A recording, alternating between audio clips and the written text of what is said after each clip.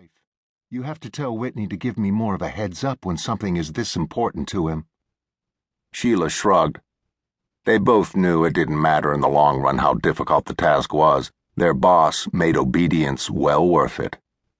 Whitney wants you to make absolutely certain our good congressman goes through with his vote to approve the research on his new weapon. Sheila Benet handed Brenda the thick envelope, retaining possession when Brenda eagerly closed her fingers around it. Don't fail, Brenda, she warned. He doesn't accept failure. Have I ever failed him? Brenda asked, her dark eyes glittering with anger. I have never failed him. You remind him that every name he's ever given me I've found a way to seduce or blackmail them into doing what he wants. I can read weakness.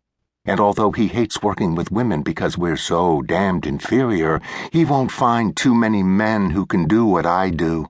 You just tell him that, Sheila. Sheila raised her eyebrow, still retaining possession of the envelope. Do you really want me to tell him all that? Brenda pressed her lips together tightly, but caution tamped down some of her anger. I work hard for him. The one time I told him not to press Senator Marcus, he insisted, and even then, when I knew what was going to happen, I still found his weakness. Rather than be blackmailed, he killed himself, just like I said he would. Whitney needs to place a little more value on me as a resource. That's all I'm saying. Sheila gave her a brief, cold smile as she allowed her fingers to slide away from the envelope, leaving it in Brenda's hand. That's probably the very reason why he padded your pay, Brenda.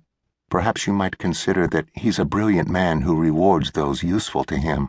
He had no choice but to call you when Waters seemed to be wavering on his vote. Make certain the good congressman doesn't even consider letting him down. Brenda pushed the thick envelope into her purse and gave Sheila a smirk. No worries. I've recorded every single session with the Honorable, upstanding John Waters, and I don't think he would ever want the things he's done to come to light. Not with his uptight wife and righteous, church-loving family so vocal about all things sinful. He'll do whatever Dr. Whitney needs him to do. You have a pretty good thing going here, Brenda, Sheila said. You get paid by Whitney and by the mark. Her eyes went glacier cold. Don't blow it.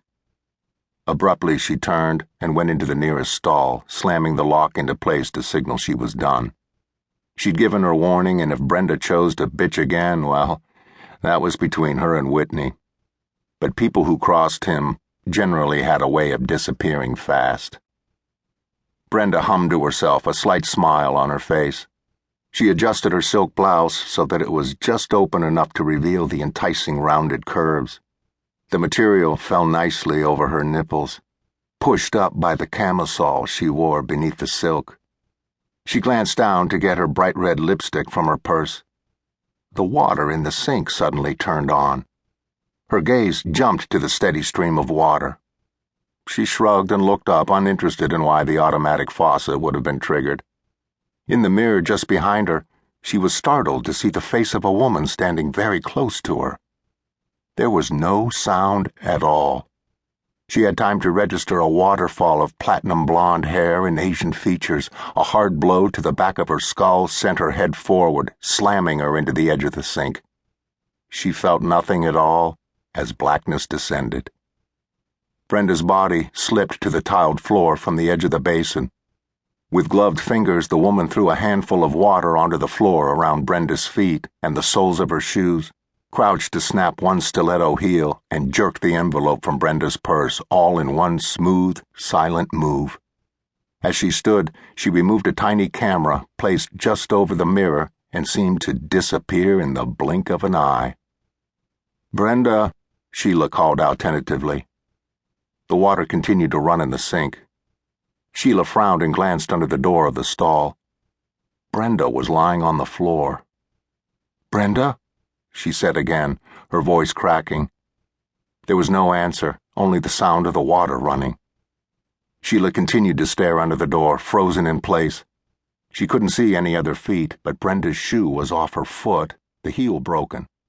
A thin stream of red ran along the cracks, moving in an ever